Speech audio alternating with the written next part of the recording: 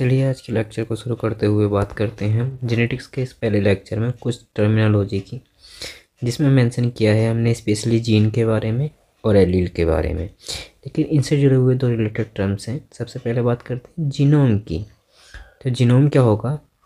The content of total DNA in a cells, उसको हम genome कहते हैं, या फिर कह सकते हैं a single complete set of chromosomes gene कहलाता है, जीनोम कहलाता है।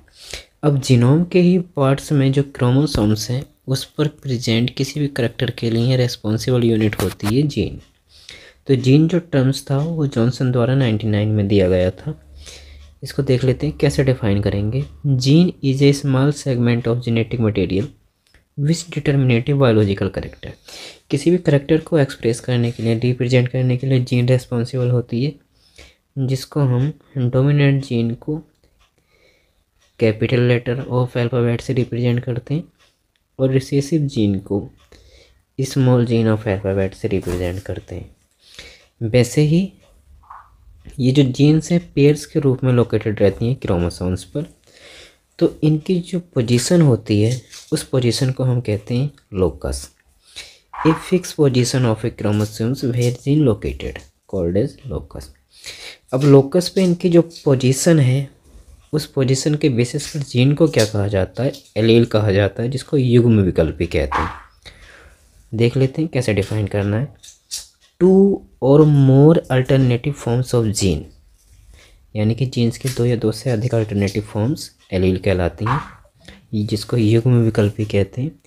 Having a different phenotypic effect occurs A given locus on chromosome, जो क्या करती हैं?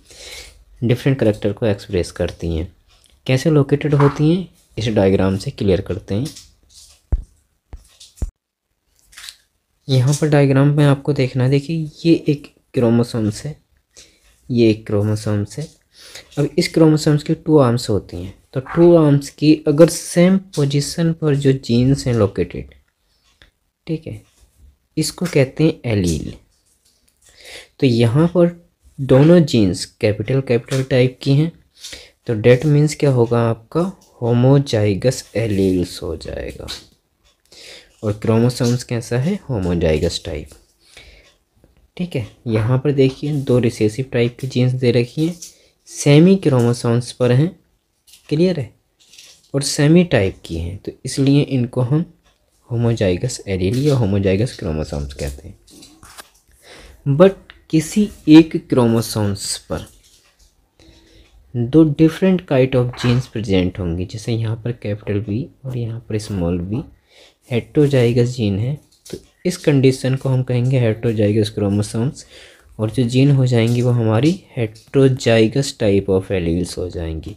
इस प्रकार के जो लोकेशन है उसको हेटेरोजाइगस एलील कहा जाएगा। क्लियर है? तो ये था आपका जीन और एलील।